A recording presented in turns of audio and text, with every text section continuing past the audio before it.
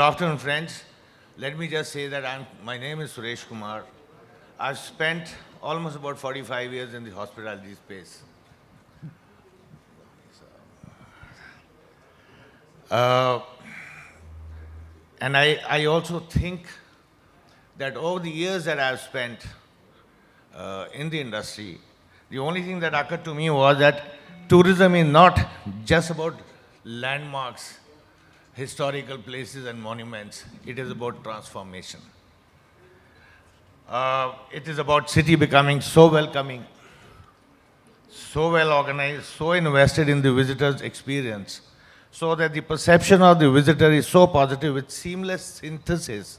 So the purpose that I'm trying to say how urban cities can become far more attractive is the seamless synthesis of heritage, mobility, safety, public spaces, culture and hospitality.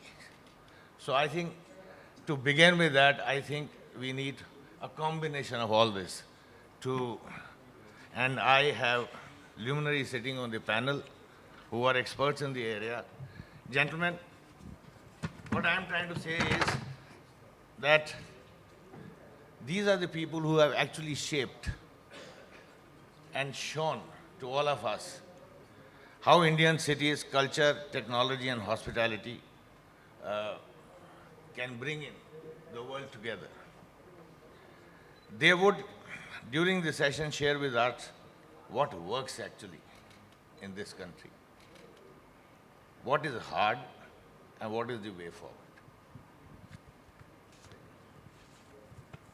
But I'll begin by actually asking the panel two basic fundamental questions and then have your comments on that. How do cities transform into global tourism hubs while remaining livable for local residents?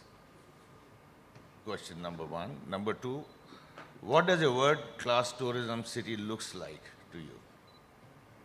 And what are the biggest gaps preventing world-class experience in India? So, to you. We'll have a ladies first. We'll start from So, Ranu. For a change. If we can have your viewpoint to set the stage.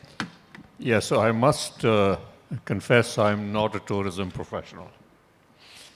But what I've done for many, many years, tourism is inevitably a part of what I do, which is basically I have designed about 33 new cities in about 4 countries of the world.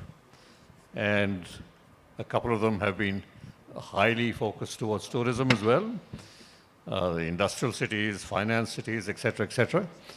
But what I have to say is a city, and the last session about reimagining, you have to reimagine cities as well. I'm not going to talk about new cities because the question is not about new cities. A city is a living being where the experience of the citizen and the experience of the tourist both have to be good.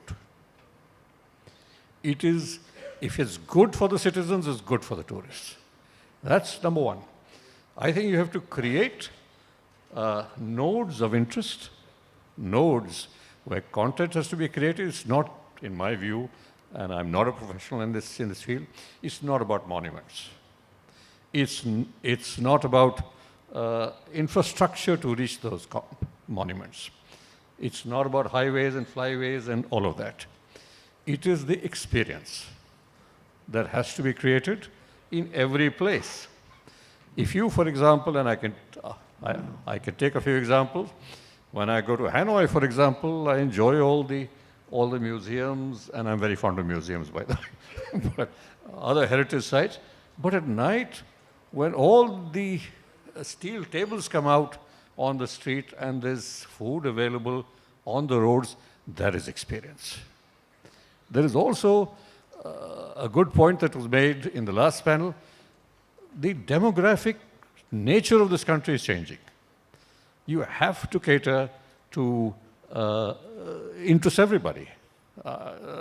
We have so many young people who will actually get quite bored with even well-maintained monuments. They need, or they'll go there, but they'll need to do something after that or before that. It's a day's experience.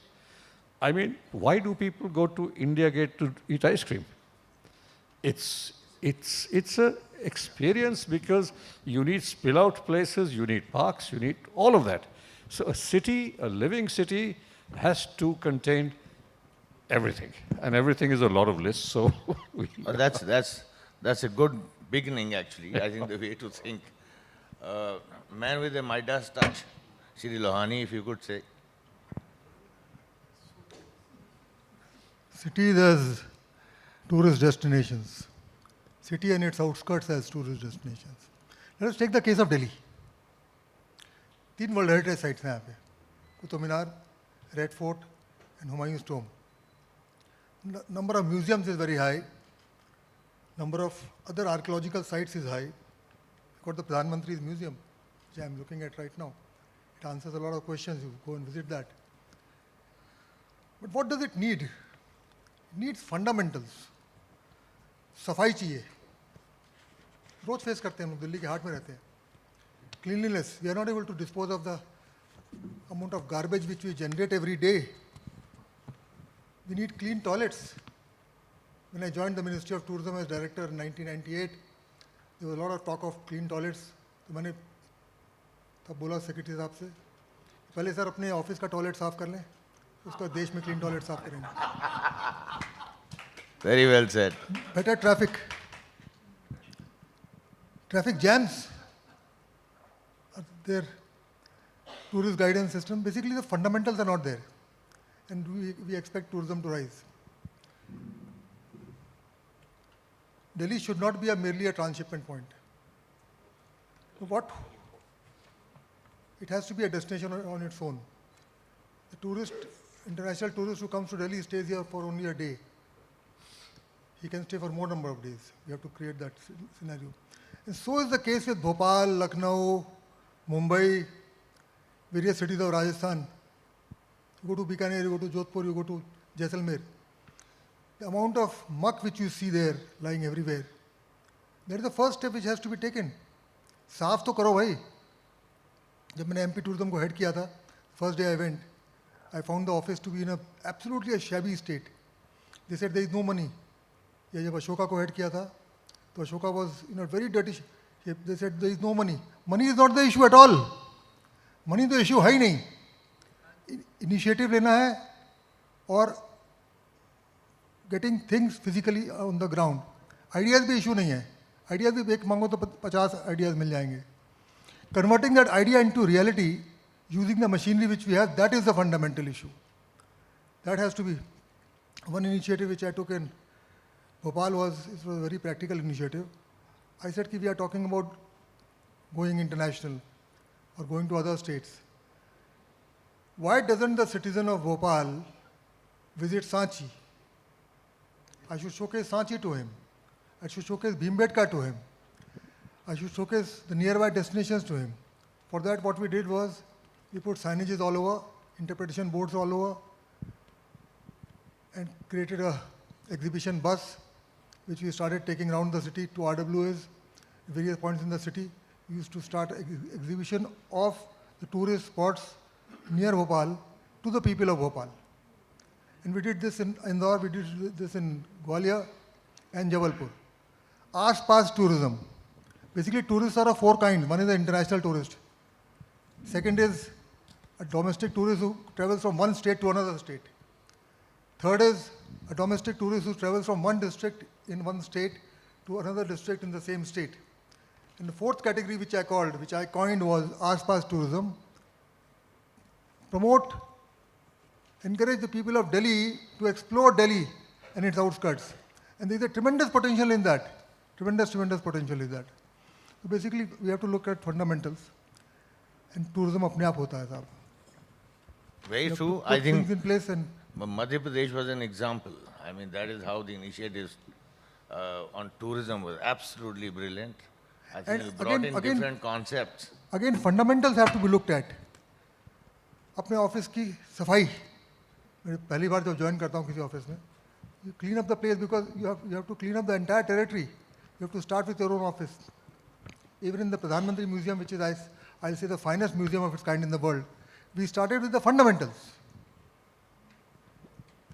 And now it's in a, come and visit that. Looking up. Looking up. Brilliant. Now, JB, the man who has actually mastered the art of optimizing spaces, optimizing costs, optimizing spaces to the extent that the hotels that he has built so far have been absolutely the most brilliant hotels within the parameters of all defined standards. JB, your viewpoint on this. Thanks. Just to sort of, I really echo my panelists' comments. End of the day, citizens are the custodians of a city. And if the city, as you said, sir, is not good for the citizens, certainly not good for tourists. There may be a case to isolate, tourism sort of venues or facilities away from cities and create some sort of oasis there that we are attempting to do in our city with, things all over the place. But it's not seamlessly connected. There is no integration. The city itself has its own challenges, and it will never be able to be conducive for tourists. But so most importantly, I think the answer is citizens should want to be proud of the city. The commerce should happen. Today, the traveler, the international traveler, even the domestic traveler, looking at authentic experiences. We say that in hospitality all the time. And the authentic sort of experiences can only come through the concept of a living city. But we also have a unique challenge in India. Since 1947, about 17% of people would live in cities. Today it's crossed 50%. 50% of people in the country are living in urban establishments. And urbanization is one of the key big mega trends globally. Delhi NCR will become the largest metropolis, housing 38 million people by 2030. This is all government data. And in the next 20 years, we will add another 250 million people in cities in our country. So the challenges are unique. Urbanization is moving way faster than cities can preserve themselves and create the right infra. And we are seeing that in sort of in front of us. There's a recent, I think it was 2 years ago, there was a Niti Aayog report that came out that out of the approximately 8,000 urban districts or urban sort of, principalities as it is designed in the country, 65% do not even have an urban master plan. And the others, apparently they say is not a workable plan, whatever they have. So the challenges are huge, but at the same time you do see some sort of oasis of excellence coming up. The last panel spoke a lot on Sundar Nursery and stuff around Humayun Tomb, how that could become better. We ourselves as a company, we work with the Aga Khan Foundation, so we've been part of some of these developments, but these are small oases. So the challenge is far, far bigger, and policy clearly, and we see that in hospitality development, policy clearly restricts you to use land efficiently. Before you even go and set out to start making a building, just policy makes it at least 20 to 30% more inefficient than anywhere else in the world. So these are real challenges, but we are a young country. I think the last panel also spoke about the need to develop first, and we need to keep charting our way sort of forward. There needs to be more public-private sort of dialogue, such as these, to get to root cause and possible solutions. People, all of us who work on the ground, we may have more solutions than it's possibly bought out. You spoke about heritage buildings, 3,600 ASI sites. It's nothing. City of London has over 18,000 of them. How we define heritage sites, how we define these buildings, can they be converted into hospitality, driven products, and they themselves will preserve the heritage. To drive that in this country can become a challenge. To work with governments to get these kind of buildings up and running is not easy, and especially if you're large compliant organizations, very difficult, very, very difficult. So yeah, that's my 2 bits. That's lovely. I think the issue is that all of us are aware. All of us in our own organizations are trying a little bit, but that little bit on the whole is not coming together to actually make an impact to the organization or to the country or to the city. Rakhee, Rakhee is a distinguished member of the Indian Administrative Services. She is currently serving as Principal Secretary in Punjab. And I actually happened to see a paper, policy paper that she had just released in this month, last evening. So, Rakhee, your viewpoint, and then later I'll come back to each one of you with very specific expert comments from your side, because that's your expert domain. So I think then we'll do that, but a viewpoint on the same. So it all started with being given charge of the tourism department in Punjab. I'll start straight from there, because by then, I mean, before that time, I really didn't know what tourism was all about and whether it was as professional, whether it was actually an industry, and what was happening all around. Initially, one was just as tourist. You visited on LTCs, on other vacations, you went as a tourist. You didn't know what a tourist experience was. You didn't know what the jargon was. And it was only after joining the tourism sector, so I realized that this is a professional organization which can really be dealt with in a very, very professional manner. And as for the topic today, of course, all the panelists before me have talked a lot about the ideas which have been conceptualized in the tourism space. But now I have started dealing with very specific indicators. And in my paper, which was just released by the Bharati Institute of Public Policy in collaboration with the ISB, I have tried to focus on the tourism scenario in Punjab. Now, when I joined the tourism sector in Punjab, it was a very nascent kind of a sector where nobody really thought that Punjab could market tourism. And I have some faces sitting here which I'm very happy, very familiar faces, which I've been seeing in so many conferences earlier. And they are witness to the fact that when we started, everybody looked at us saying that Punjab and tourism, seriously, are you even serious about that? Because, you know, grappling with so many issues, grappling with so many problems. But at the same time, I thought that that could be made an opportunity, and we started from top up. And specifically because today's panel discussion relates to cities, I am planning to come up with an indicator, which I am planning to call as MD-PAL, which is going to be a matrix of domestic possibilities and limitations. Can we actually chart out every city's possibilities and limitations, work it out in a professional level, and then get all the stakeholders together, get the entire system, framework, government, private sector stakeholders together, the hotel industry, the airlines industry, all of them together, to kind of come up with a matrix, because unless and until you know what your city's strengths are and what its weaknesses are, you're not going to tackle tourism. It's very easy to say that, come, this is a beautiful place, but are you even aware of the problems on the ground which are happening there, or the connectivity, last mile issues? For instance, in Amritsar, when we started, of course, there's going to be a lot of talk on that, so I don't want to take the time.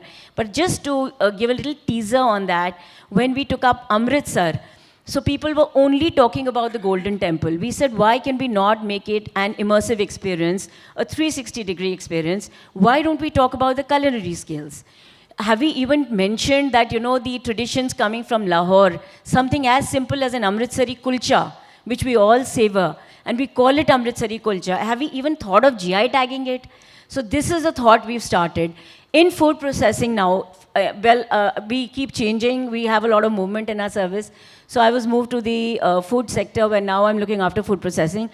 But since now tourism has become a literal love of mine, and I've realized that this is where my heart lies, and my soul too, I have started giving it my bit, even in the food processing. I've started linking the GI tagging of the Amritsari culture to the tourism sector. So lots more to be talked about. I will leave this.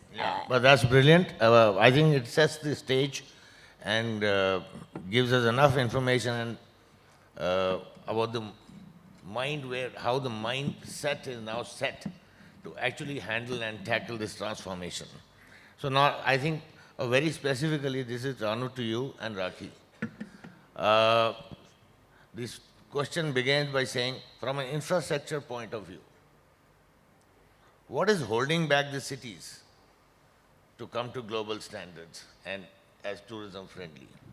Is it planning, investments, governance, or coordination challenges within the various agencies and departments? Okay, so just before that, Yeah. by the way, I love to go to Amritsar not only for the Golden Temple, For the but culture. because of the lassi and Hall Bazaar. And so there's a lot of content over there. But anyway, so a city has to be reimagined, and how do you reimagine it? By looking at the numbers in the city, and I really don't know how many people there are in Delhi, because that data has not been available for a while. I suspect it is much more than the official number. But what is the problem here? The problem is we live horizontally. We do not live vertically, whereas our density of population in Delhi is 1/3 of the density is in Europe and half the density is in China. We spread out horizontally. And that's fine. But then you have to plan for it. And I had estimated, not for Delhi, but I had estimated about 10, 15 years ago, that 50,000 people every day move from the rural areas to urban areas every single day. And that's a tsunami. That's a huge number. That's a tsunami. It has to be planned accordingly. But that is his general points. With your permission, I'll take two examples that Please do. One is for an existing city, and I had the opportunity to do this for Delhi. In 2004, I got an assignment to do Vision Delhi 2020 in 2004. And I actually bought this assignment because I quoted a ridiculously low number, and as opposed to all the, because I wanted to do it. And when you look at Delhi, it is so complex, and it's not central content in any, it's distributed all over the place. So the issue was, how do you make people go to these places of interest? We sort of planned, we did a very detailed survey. What is the content? How interesting is it? What is the other content around it? And we rated that in a scale. And then we decided, let's do 4 major nodes. And let's do 4 sub-nodes. And concentrate on them. And develop everything within that node. It's not the right way of doing it, but Delhi is so big that you can't really do anything much. I have been in various discussions where everybody says, India cannot get tourists because of garbage, because of all sorts of transport problems, exploitations, and things like that. Well, South Africa is the same. But they've developed nodes. And it's a very pleasant experience. Brazil is the same. There is the slums in Rio, which are very dangerous. But nodal development has happened because of tourism. You create access that is very comfortable, rapid. You navigate through knowledge and signboards and pavements in those nodes. You create walkability. You create spill-out areas. And this is easily done if you have a nodal approach in Delhi. The other thing I've done is against a tourism city, and it's a brand new city, which is a gambling city that didn't happen on the Black Sea, in the lovely country of Georgia. Now that's highly capital intensive. It was billions of dollars.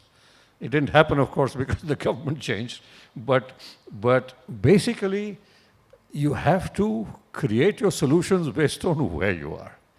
And in that city, there was no content. You had to create the content.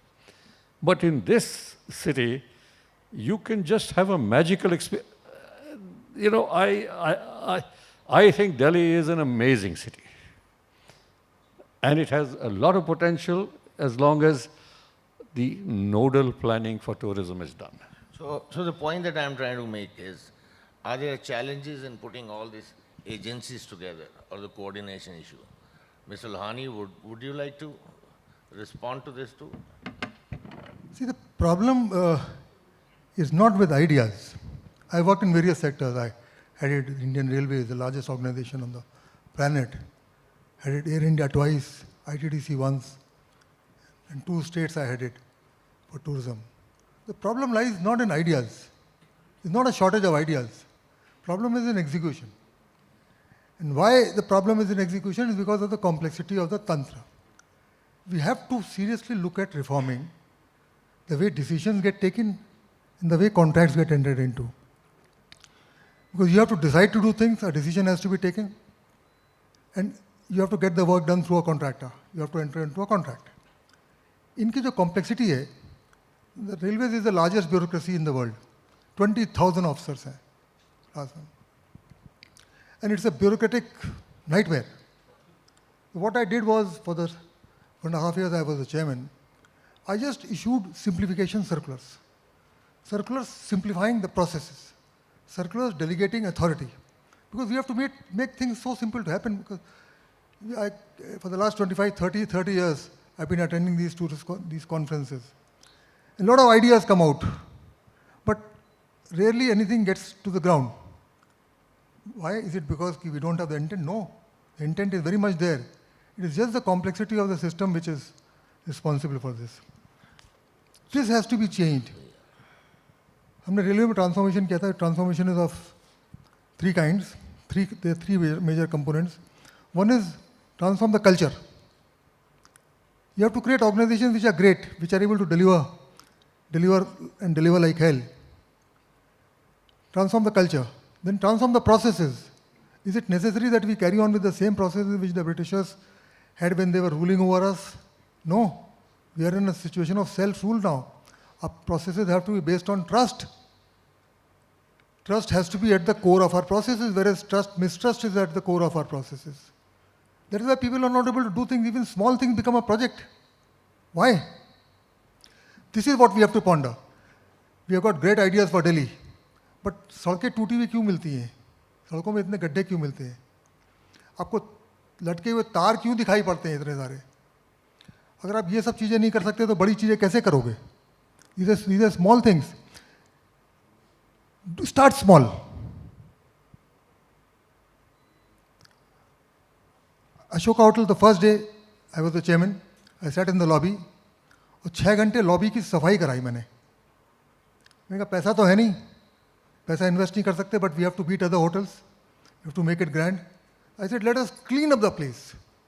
And this is what I implemented in MP also. Even in Air India, you can't have new aircrafts. Have absolutely clean aircrafts, well maintained. Agar you don't have money to change the furniture, change the chairs, let it be.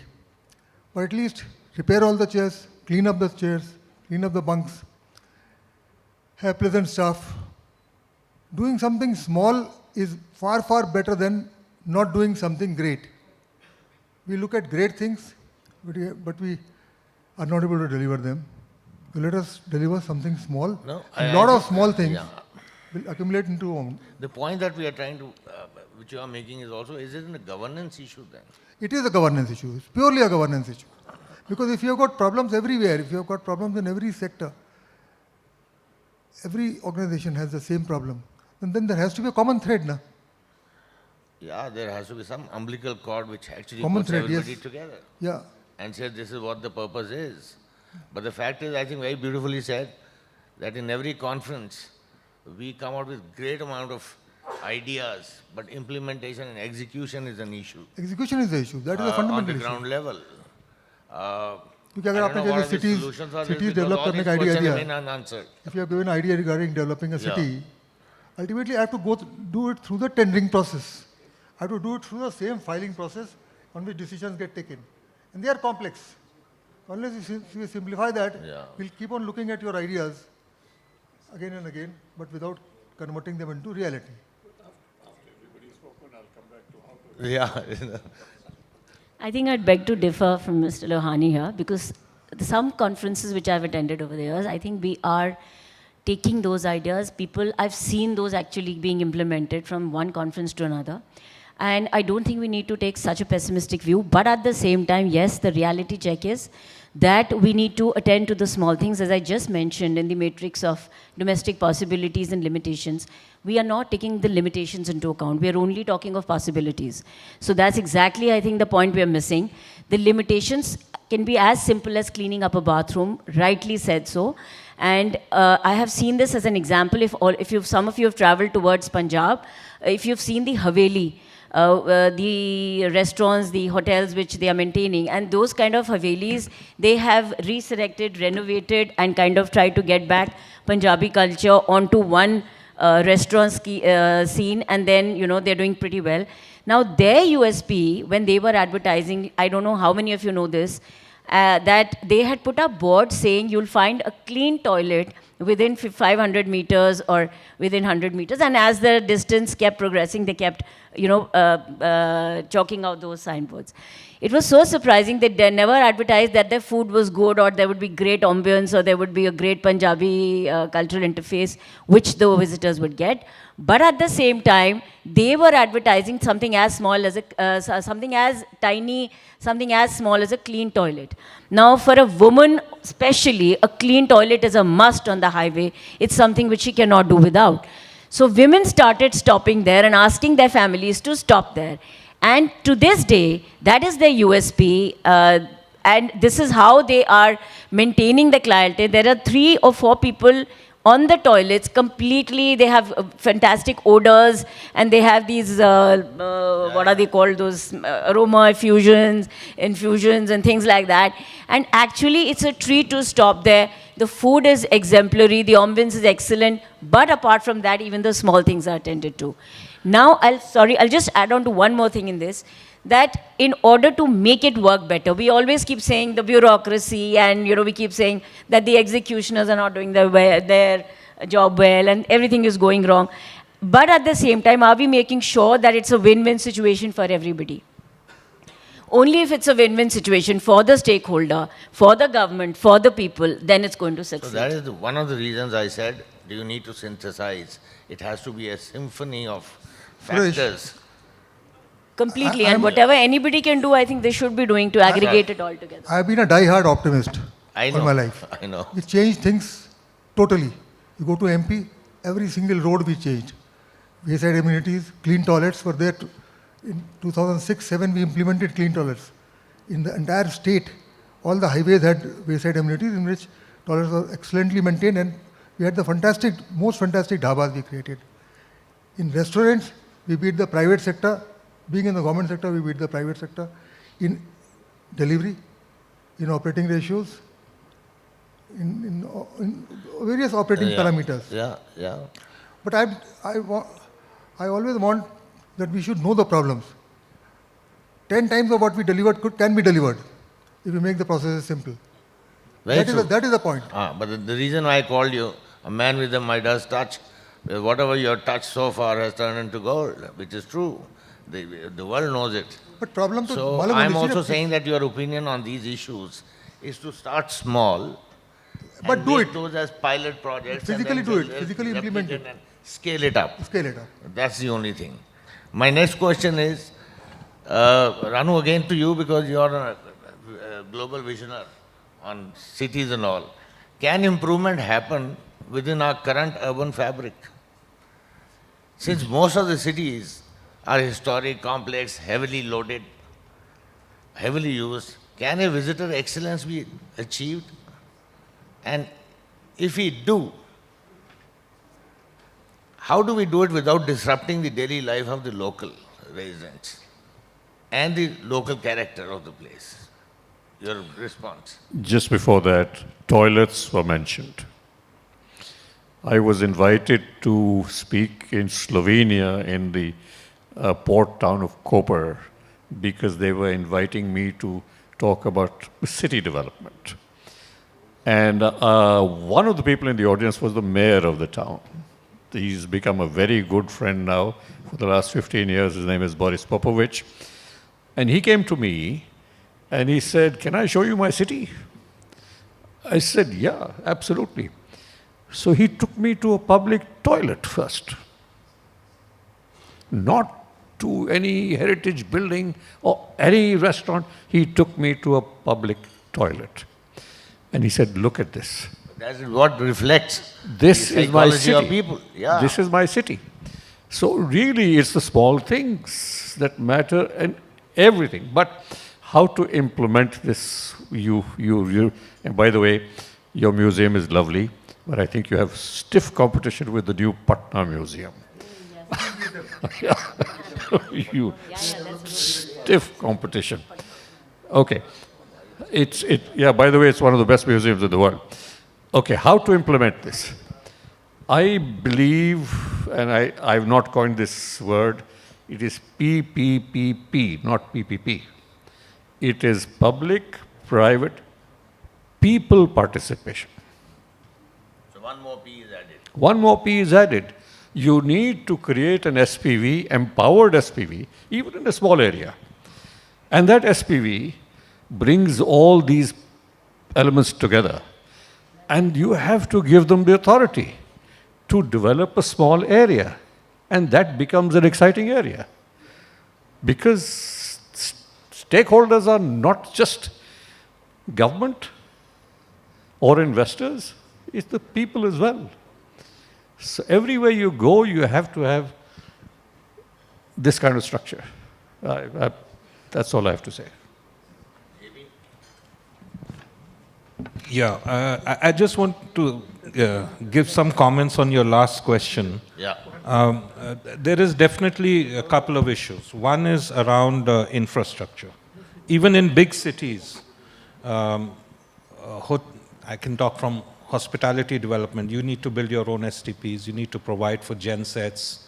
The land setback rules make buildings extremely inefficient for you to keep going up vertically. I think you alluded we need to go vertical. Just the setback ratios that you need to put out here make it extremely inefficient. The car parking norms, again, because there are no public car parks available, and we have experience in building in overseas markets. So I've built hotels in Melbourne as well, 250 rooms, no car park, no STP, none of the generators, you got city supplies running. You move fast, you finish in 18 months, 250 rooms. I think we went up to, it was a narrow and a tall building, believe it or not, built on 400 square meters of land. I think we went up to 47 floors, right? And we finished it in 18 months.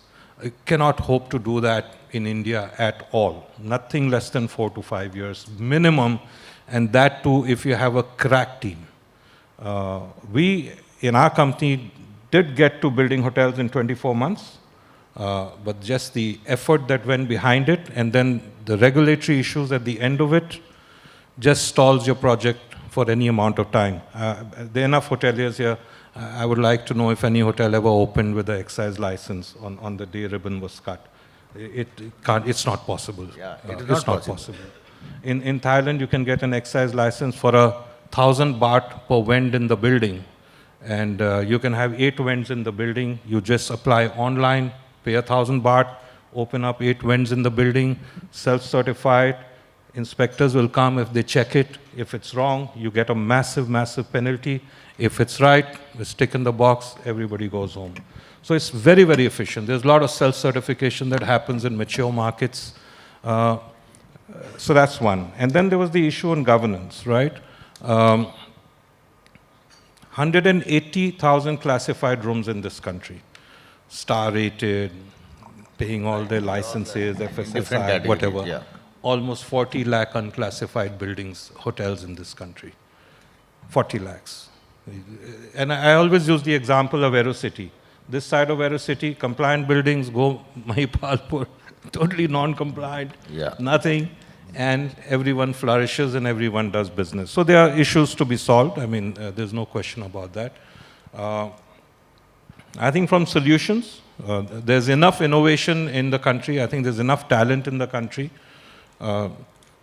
We've also found the government to be receptive. You go to the government, we ourselves put a white paper together on working on parking norms, on funding. on several things, setback ratios especially. It's a big issue. Our cities are denser. We need to be we don't need to leave setbacks. Main roads can be used for firefighting. Across the world, you have curbside hotels. We can't do curbside hotels. That diminishes earnings and generally affect the ecosystem in the city. It's all possible. The government is receptive. But I think if there is enough sort of convergence of the private sector and the government and have meaningful conversations and start with small sort of developments, which have happened already. GIFT City is an example, right? So I haven't been there, but I've heard a lot of good things about it. So that's all possible, I think. No, I think I'm looking at the, sticking to the time frame. So let me just come back to a question to all of you. Who should lead the transformation? Is it the city administration? It is the government of India, tourist department, urban planners, private enterprise, or local communities, or a combination of all. Because it is very important to understand who will lead this. And the question comes, we have great ideas like you said. We all have greatest ideas, we have tremendous imagination, we want to change things. But who will lead this transformation? Or is it an issue of governance and execution? I think everything comes back to, again, governance and execution, and which nodal bodies will actually take the initiative to put all these agencies together. Your responses on this. Mr. Lohani, yours? Because I know you also have a strong opinion, so I love that. Change is definitely happening. Various old acts, rules and all, they are being changed, repealed. But still there is a long way to be, we have to go a long way. This can be handled by various number ones. The number one in a department, number one in an organization. For a state, yes, chief minister has to pilot that. It has to be piloted at that level with the same kind of vigor. But ultimately you have to start appreciating that ideas really don't matter much. You have to believe that execution, there is a problem of execution in the country. Unless you strongly believe that, the way we take decisions and the way we enter into contracts, there is some problem with that. And that is why not everyone is able to deliver. क्या होता है कि जब delivery दी जाती है, तो you have to take decisions. Now if I take 100 decisions, 5 will definitely go wrong in that. If I pulled up for those 5, I'll not take those 100 also. That is what is happening. Basically, the machinery requires, how you run the machinery, that requires to be changed. You are saying you need to be flexible, you need to allow people to take decisions, you need to empower them. You need to allow people to fail. And even if they go Allow wrong, people I to mean, fail, yes. they must go wrong. Yes, they must go wrong. To And then if improve. when they go wrong, that is the time you have to be behind them, tap them on the, Absolutely. and say, yes, So that needs kuch nahi tremendous hota. amount of confidence of number Yeah, one. absolutely. And I have experimented with things like corruption. I have experimented a lot. You believe a man is honest, 99% of the cases he'll deliver honestly. Absolutely. You mistrust a guy, there are a fair amount of chances that he'll go the wrong They way. say that behavior is very infectious. It's like catching cough and cold. So, But these are major issues. But I'm happy Yeah. that they are being looked at right now, and to some extent being sorted out. would you, Rakhee, say on this? Because I think when I was reading your paper, there were issues of strengths and weaknesses of tourism sector and challenges ahead. In that you very beautifully said that even in terms of lack of professionalism and trained manpower, also lack of trust with people itself. Thirdly, lack of trust in the idea that is proposed, because there are too many people, trying to dissuade you from the route that you want to take. So your comments on this, and I believe you have taken a major initiative on farmland tourism. So it means you are getting into rural versus urban attractiveness in terms of tourist destinations and creating a destination. So I think few thoughts on that. So as I see things, I'm always never in the idea realm of versus. So for me, it's always cooperative. So if there can be urban tourism, they can coexist rural tourism as well. If there can be urban spaces, there can be rural spaces which we can develop as well. In terms of the organization, as you're talking about, of course, the state governments need to take a lead in that. And we have state tourism departments which are very well equipped to handle these. Because ultimately, the private sector or people in the private realm, the hoteliers, the tour operators, everybody associated with the industry, has to look up to somebody. I mean, whom do they take the call from? So eventually, I've seen in some states, people are blank. They don't know whom to actually meet. I get calls asking me whether, who's the right person to be contacted for this particular job, maybe it may be X, Y, Z. So if it's clear that in the heads of people that yes, there is a state tourism policy, there is a state tourism secretary which they can approach and whom everybody can relate to in terms of getting permissions, etc., that it makes a lot of sense because they can hold everybody together. We do need an organization, I always feel, to start events which everything can't just take off on its own. Of course, the private sector is the major, should I say, force multiplier, but then somebody needs to hold their hand as well. At any given point of time, the government also needs private people, because ultimately when we decided on a policy, for instance, let's say we wanted an adventure policy for our state, we did write out to everybody. We said, please give us ideas and, what is the best thing. So I may have an adventure policy saying that, this is the amount of money which we are going to be shelling out. But that may not be, liked by the private sector at all. So it doesn't make sense to, work in isolation and work in silos. So I think all of us need to collaborate. We need to ideate. We need to sit together actually. And starting with the policy formulation stage, taking it to the execution, working out the possibilities of the yeses and the nos, working out how the failures are to be handled. That is one step I think Mr. Lohani was also talking about. And I think I would also love to emphasize, on the same stage, that what we don't know is how to cope with failures. So we are taught to address everything is going to be successful, but it doesn't work like that. The minute we fail, whether it's the private sector, he doesn't know how to handle the investment. Is there an insurance which backs him up if he fails?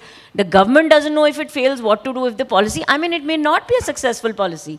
But why do we shy away from the fact that, that we did not ideate and we maybe did not take the realm of possibilities into consideration. So I think we need to now start talking on those issues also, that if you fail, what is the plan B?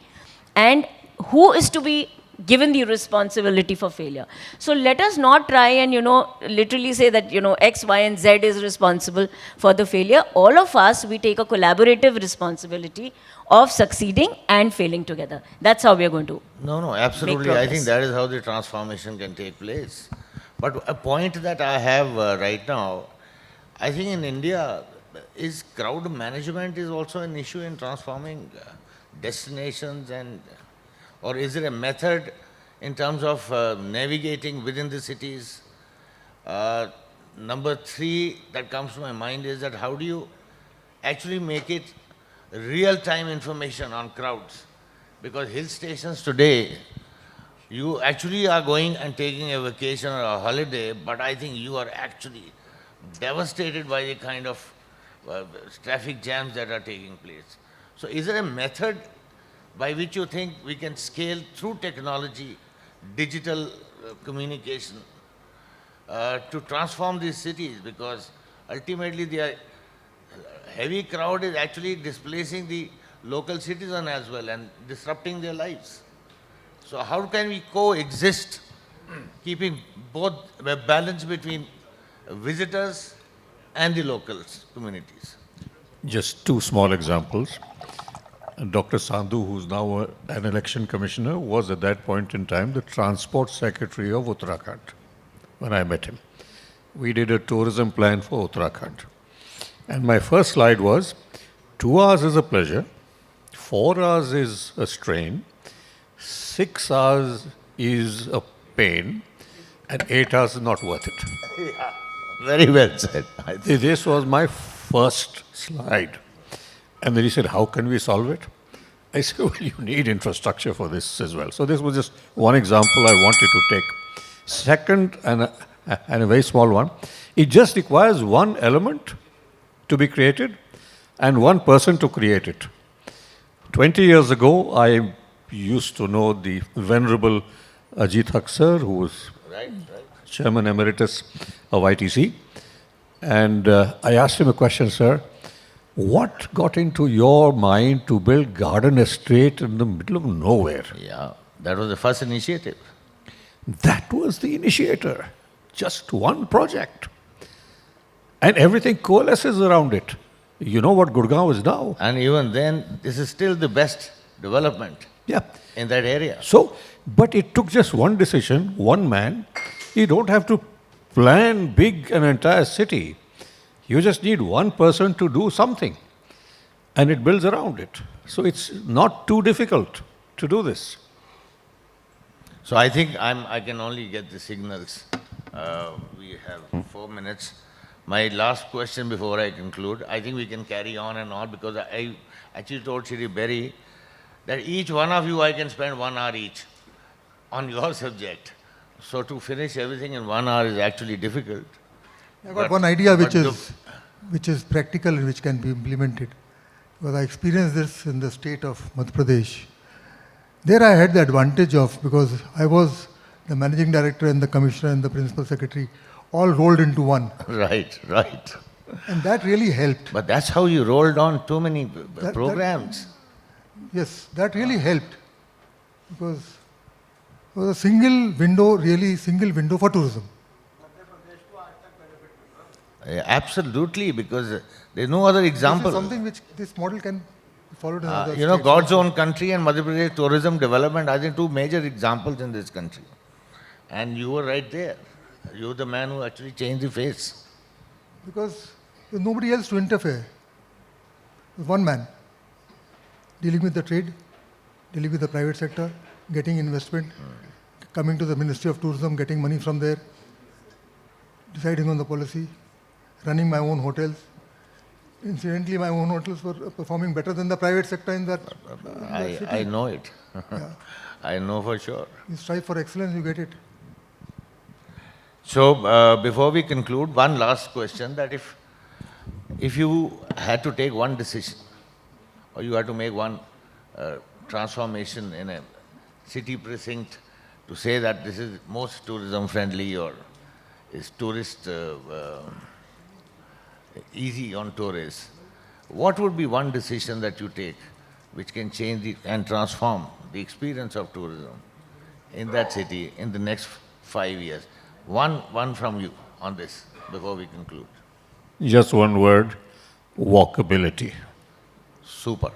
Walkability, I think brilliant. Signages. Signages and interpretation. So you must have idiot-proof signages, yeah. Signage and interpretation both. In plain Yeah, very well said, yeah. Walkability, signages, JB? I think a lot of areas where you know people in the city can congregate and enjoy the city. You know, a lot of public With areas. One safety, sees that security and, safe, you know, secure. You know, Sundar Nursery is one example. It's obviously small, which but is a good something example like that actually should now be to around this. all across the city. Yeah. Rakhee? So developing areas around the main city where tourism can be kind of it can be also it can be defocused literally, because what happens is the residents of a particular city after a point of time get very They get displaced. they get displaced with the tourism. So it's a happy situation if you have little hubs all around the place, small spaces which can also be developed as tourist centers to decongest the main tourism backbone, so to say. Thank you so much. I think I have 28 seconds. It was such a pleasure moderating this session, because I think there's a lot to learn from you because you're champions in your own areas. But I think the last concluding remarks were actually, they summed it up. Walkability, signages, areas secured, safe and secured, and then you said non-displacement of local citizens. So I think thank you so much. You've been absolutely brilliant. Thank you so much, and thank you, audience. I hope you enjoyed the session. Thank you. Yeah.